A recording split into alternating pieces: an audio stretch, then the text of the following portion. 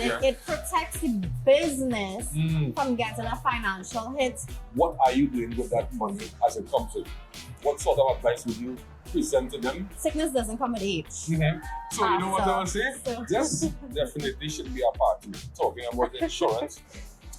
Hi Kandice. Hi. So when we think about insurance, you know, some people they hear the term insurance. What is insurance in layman terms? Right.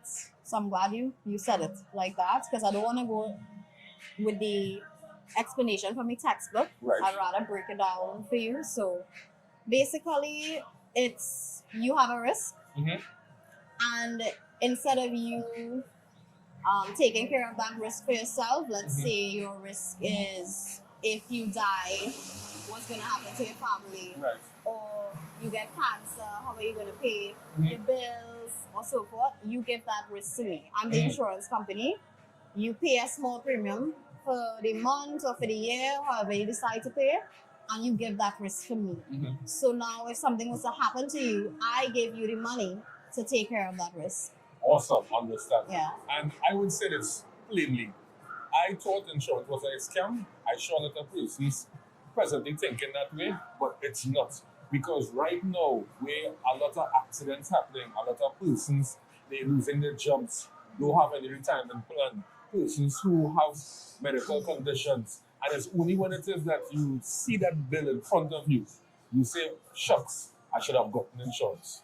And how it is that we can change people's mindset to understand that insurance is not a scam, but it's something beneficial for your family, for your retirement, and for yourself as an individual.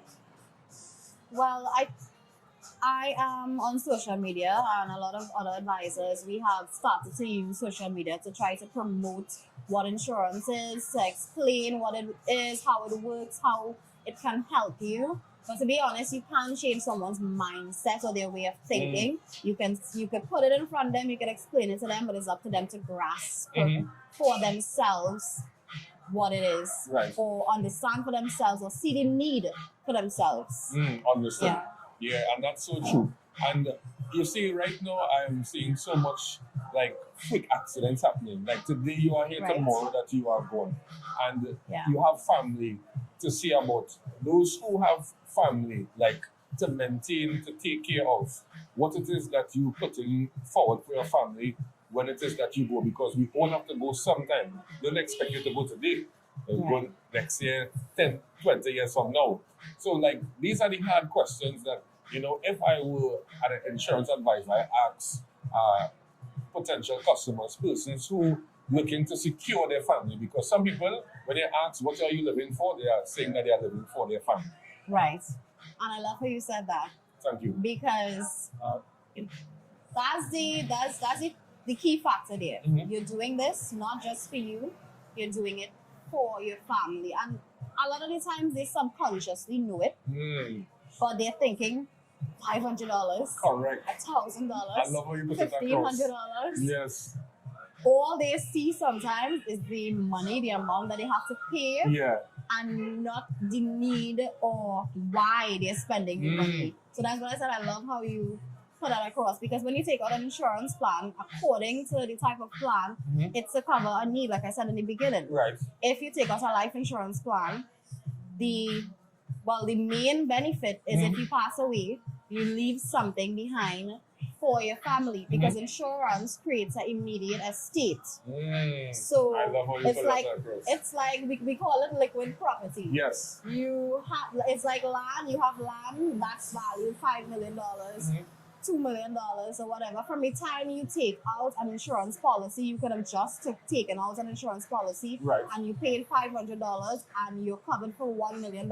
You now have $1 million in your estate because you just created an estate. Yeah, I love that. And I think a lot of persons, Kandice, don't even understand that they could use insurance policies as collateral. Like I see persons utilize it to purchase a car, to maybe start a business and so forth. So insurance is so broad that people just think about it one aspect. Like some people didn't understand why they need insurance for your vehicle. They think that if it is I don't have insurance, the police will pull me over and I'll be charged. But you need it because you can never tell what can happen on the nation's road. Because each day that you are driving, you are not driving for you, but you are driving for others as well. So like, although I might be right in an accident, I don't want to be in an accident and having to go to the police station, making a report, and all those are necessary. So I'm not driving for me. If I see somebody making an illegal drive, I will say, you go ahead. You go ahead. You know, because I don't want that inconvenience. Right. So you're so right, but you did say something that was wrong, so I have to correct you. Insurance cannot be used for collateral. Seriously? Oh, collateral is, let's say you go to take out a loan for a vehicle. The vehicle would be the collateral. Yeah. Because in the event that you can't pay the loan, they're going to seize the vehicle from you and then they're going to sell it back to get their money. Same thing with land. The land would be the collateral. If you can't pay the mortgage, they're going to seize the land and they're going to pay it back. What insurance is security. So basically, when you take out an insurance policy with your mortgage, in the event that something was to happen to you, you pass away, the financial institution gets their money. Okay. So they get paid. Yeah. Your family no longer has to worry about paying a mortgage, paying for a car, paying a loan. So it basically secured the insurance company and your family at the same time. But I will tell you this, but thanks for the correction. But I was told that in the past from someone who is an insurance advisor. I'm not sure if there's still one, and that's the next thing as well too. Yeah. Some insurance advisors, they may not be as knowledgeable as yourself. So the information needs to be accurate. And I appreciate for you correcting me on that. But I was told that previously, years ago. So a lot of advisors have a tendency of saying that. Right. Maybe they just joined the industry and they don't have that knowledge as yet.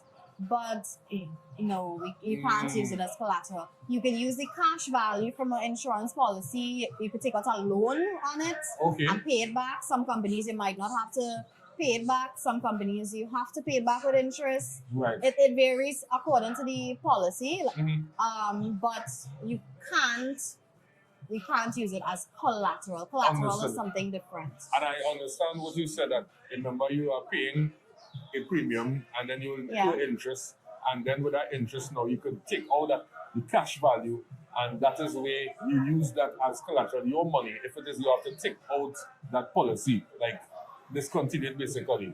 So you can't use the insurance as collateral, but the money that you have, if you want to surrender your policy, you get that money. You could get it, to surrender it. But then remember, if you take out a policy and that policy is probably did a plan with your advisors, because I do plans with my clients in a way that, okay, we're planning for a mortgage, we'll set a time frame, okay, we're going to get this mortgage in 5 years, so we start saving for the down payments and so forth. So if you stop the policy, then you kind of defeat the purpose, because remember, you need the policy to go with the mortgage, if that's the case, what you were talking about, right? Correct me if I'm wrong.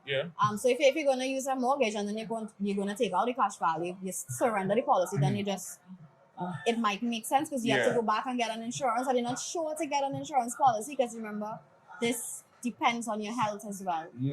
Understand. So, it might make sense for persons who may be migrating, but not for somebody who's actually living in Trinidad and you want a bright future. You want to take out a mortgage. It wouldn't make any sense at all. So, because remember, this is a loan. So it can't like you take out a mortgage and then you're going to take out a next loan on the side of it because you still have to pay it back.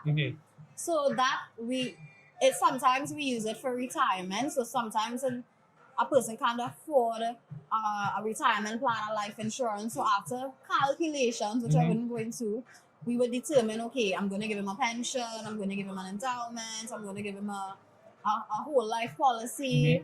And then we would know, okay, this person could use this to protect their family for this space of time because their kids are babies and maybe 20 years and they're going to retire and their kids will be grown up. And then we would say, okay, we could surrender this policy at that time and you get back the cash value to use towards your retirement together with another retirement plan or so forth. So, and this is a great topic here as well because it has some persons who think about surrendering the policy today and then going by maybe another insurance, maybe spend like 5-10 years and then surrender the policy. So, it defeats any purpose, and I want persons to understand that because remember, people have the notion that insurance is like a scam, which is not.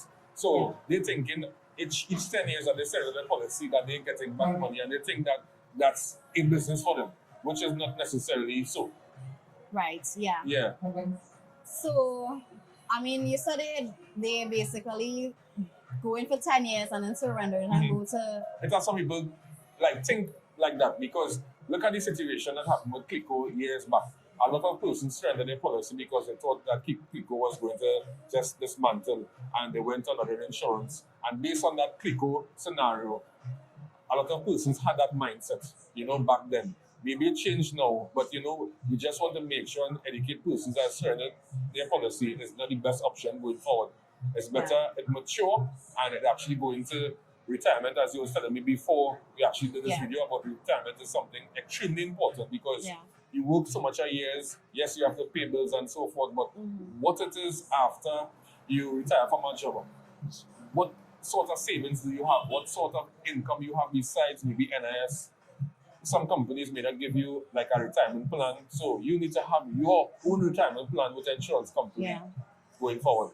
I'm glad you said that as well because you did say that some companies don't give you a retirement plan, but you also don't want to focus on depending on a company's pension plan because it's still not enough. When you're retiring, your income or the income that comes back to you, your retirement income, needs to be at least 80% of your income now in order for you to be comfortable.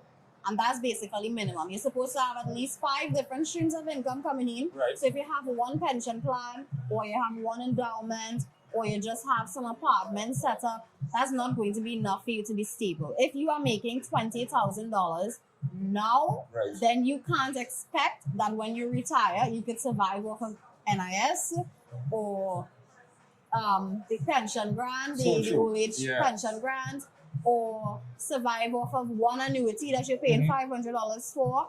Because one of the things that persons do, and I encounter this every day, is that they're planning for their retirement. They say, Kandice, I want to plan for my retirement.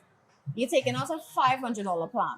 Right. Or probably I just met that person and they took it out before with someone else and they took out a $500 plan, but they didn't even ask what's the payment that is going to come back to them when they retire. So you're paying $500 and you don't even know if it's going to pay you $1,000, $2,000, $3,000. And when you retire, and a lot of the times they only seek out or try to find out what the plan is paying them At when that they're time. close to retire. That's and crazy. then you find out, okay, this is paying me $500. What am I going to do? Yeah. Sometimes they have a plan and they don't even know what insurance plan they have. Yeah. And I deal with that all the time. Sometimes I have to have reviews with my clients and remind them of what we would have taken out in the first place. Yes. Or sometimes I talk to our clients and you talk to them, this is my first conversation. Right. I ask them what they have.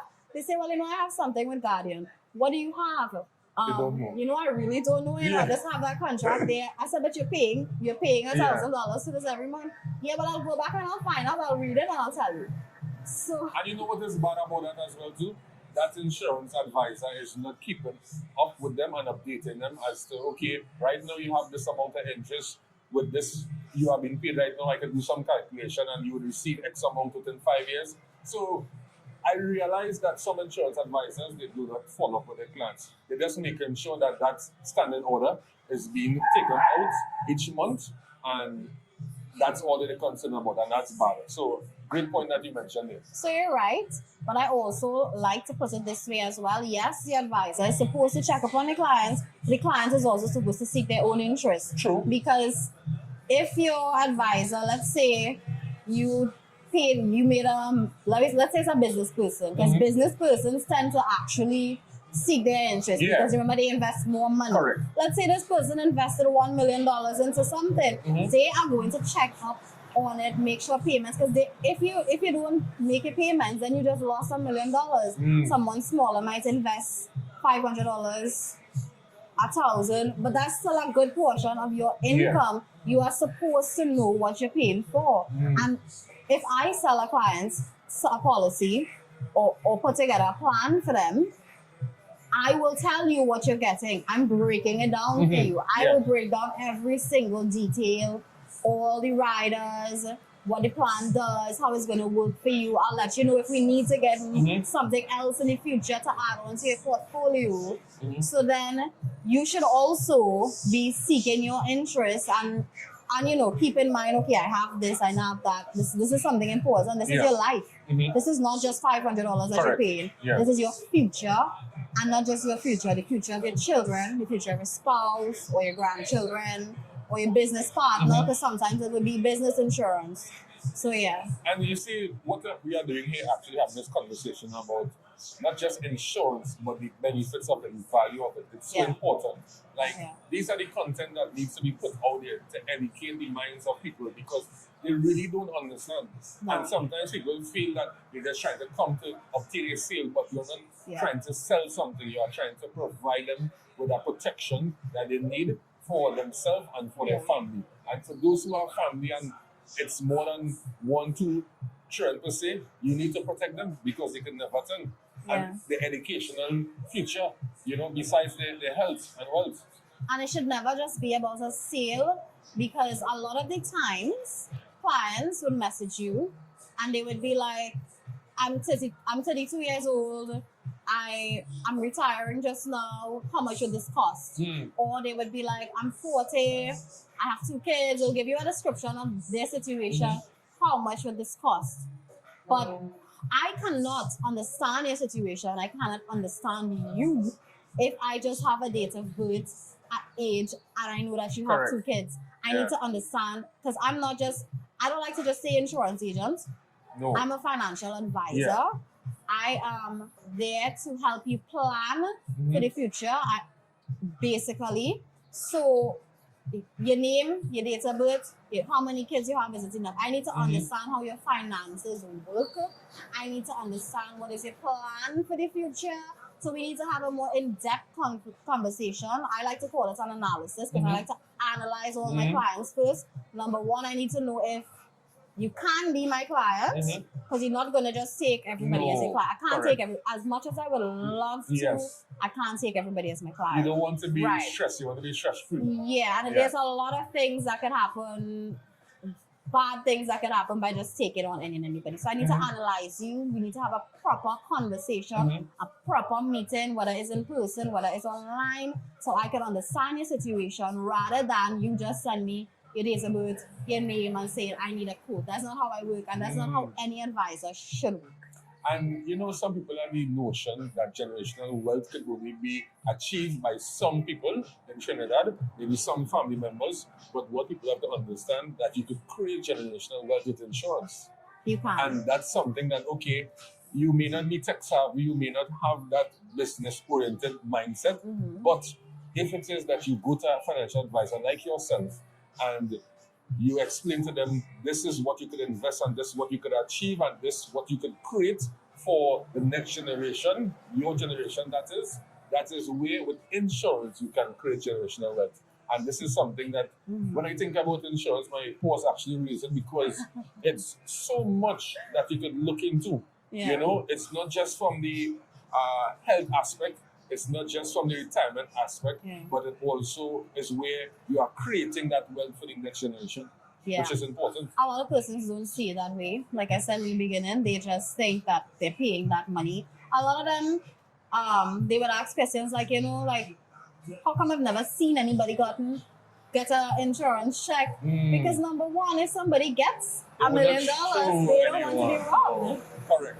People They do don't get want I know anybody. people who Right. get There are advisors that I work with today that came into the business because that insurance check would have been what have sent them to college. Right. Or put food on the table while they were growing up. So they understand the importance of insurance, and they decided that this is what I want to do. And it's a beautiful industry. It is, definitely. Not everyone's staying it though, because it has its ups and downs, but it's a beautiful I would say the industry. persons who don't actually stay in it, they don't understand and they don't believe in what they are selling. Once you believe in what you are selling, then after everything else becomes so easy.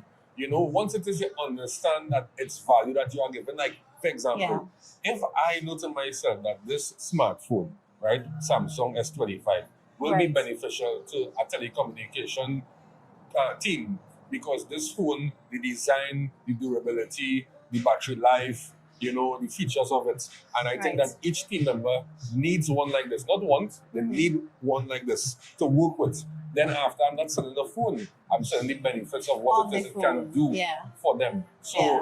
once you believe in what it is that you are trying to render, Yeah. definitely everything else, as time go by, it will become much easier. So I think that we're persons who we have, I wouldn't say fear, it's just that they didn't really see the value.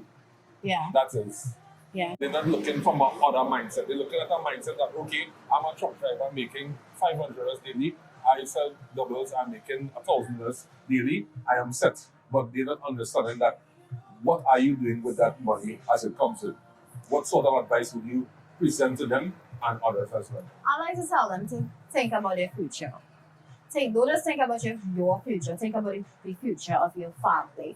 And there's an insurance plan for everyone. So a lot of the times, these persons they might know a friend or a family member that pay insurance, and that person might be paying $1,500 or $2,000, or they probably heard something bad about insurance from someone as well, and they just decided that that's the way that they're gonna think. It's bad, it's a scam, it's like we were saying before, and all of that. But it's not, and you can really save your family a lot of headache, a lot of heartache, a lot of struggle by just making one step, one simple step. Because the thing about it is, you can take out a plan today, you can take out an insurance plan today and die tomorrow, So and true. your family could get that lump sum check Yeah. that could save them from I going love through how you all say the that. stress that they could go through if you didn't do it. And what I would say, I wouldn't like mention anybody names per se, but I see a lot of people who in society, I think, doing extremely well for numerous years, and then after they got in a difficulty where they may need some surgery and they are Right. asking the general public for assistance. And I want persons to understand that that's not something good. Like, you're supposed to be having things put in place and being able to relieve your family from that stress of trying to have a go-be fund, and trying to get money in order to save your life. Yeah, and to those persons, I'd like to say that sickness doesn't come with age. Mm-hmm. So if you look at those same persons, I've seen some recent ones where persons are 19, 25, 30. A lot of these persons who contract cancer, whether it's cervical cancer or breast cancer, or maybe they have a heart issue, or there was a guy who died the other day in the party. He Yes. fell down. Yes. I don't want to call the name of the party, but yeah, he fell down, and I think it was a stroke or a heart attack. Something like that, yes. Something like that, and he was about 35. Right, and that's the guy who was working at He's an financial. insurance, right? I think he's an insurance advisor, if I'm not mistaken. I can't. I think he was working at a bank as a He was loan working at officer. a bank. But they Okay. said that they found prescribed pills on him. So I'm not sure. I am not no doctor, so I Yeah. wouldn't say anything further than that. Right. So I mean, it doesn't have an age. They don't have an age. It doesn't So have an age. These You days could we fall see long people. at 35. Yeah, correct. Before long at 25. You could contract something at 25, and then what happens is, because you were young, or you think that you're young and you have all your life ahead of you don't want to take out the critical illness plan because you say, okay, I have my whole life together, I don't need that now. Why am I paying for that? What is the benefit of this now? And that same critical illness plan could have saved you the, I don't know how to put the word, because I don't want to say embarrassment. I don't know if that's the right word to say. It could have saved you the struggle Yeah, the of struggle. having to go and do a barbecue. Correct. Yeah. And hustle to do a barbecue, or do a GoFundMe or something like that. And it's an embarrassment as well, because if it is that you serve in your community or society for numerous years, everybody in their mind will think that you have things put in place. So when they see that, some people will help, yes, because at the end of the day, people sometimes would have their money mixed up, but at the same time, it's not looking good. So I have had clients, right, where I would have met with, and you're telling them about a critical illness, and then they're like, I have so much money in the bank, I have businesses, I don't need to worry about that. Yeah.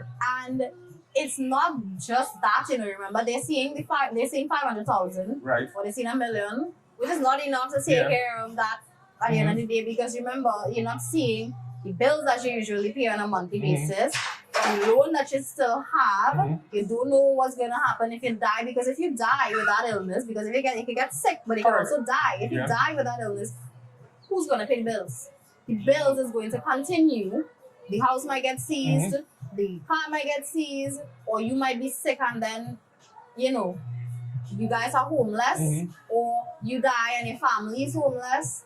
So they don't really see that, and the money that you had there is going to have to be paying all those things. If you could even manage to pay that. So how are you going to pay for your surgery? For myself, two biggest things in insurance that nobody could deny and say anything less. Health, and you see that generational wealth. A lot of businesses today, it didn't in the lifetime of that person bloom to the level that everybody is seeing. It was from before and before generations, and it formulated with this generation into the business that it's in today. And then your health is like you could literally just walk out there and don't look left to right and literally be in a freak accident, bounce down and die. And this takes time. Acquiring that money takes time. Yes. You can't check money that you don't have yet. Correct. If you and sometimes they do that. Sometimes when you tell them about the insurance, they'll be like, but I will make. You Yeah. can't think about what you will make, because if you get in an accident and you die tomorrow, that money you didn't make it. If you get sick, you're not able to make it. So because you just spoke about businesses, because there are different types of insurance put in place for businesses as well. And it's almost the same, but it's just directed to the business, and it's a bit more, how to put it, it's a bit more complex than an insurance plan that you do for an individual. Right, but it protects the business from getting a financial hit if you get a disability and you can't work, because there are persons who employees that work in the business, and then they're the key persons that work in a business. Correct. So the key persons, like the Decision makers, directors. the directors, the accountants, and these kind of persons. These persons are key persons in a company. So what happens if your only accountant can't work? What if they get sick? What if they get cancer? Yeah. Your business is now in a struggle. With your finances and the business is in a struggle. What if the social media, the person in charge of the marketing manager, got cancer? That's the only person in charge of marketing. Nobody knows how to deal with it. The person in charge of sales gets sick. Who's going to do their job? And there's insurance put in place for that, so that if that happens to that person, whether they die or whether they contract a critical illness or something, or disability, the company pays the company, so that you don't have to worry about the loss that you would get. So you know what I would say? This definitely should be a part of talking about insurance for businesses. No, because you're hitting the nail on the head there, because a lot of people, they may not be big businesses, but they start something small, but something small. I always tell people, don't look at your business as small, because if it's small and tomorrow it can be big. So I think definitely, Kandice, we would have a part two for this. Thank you very much. It was awesome.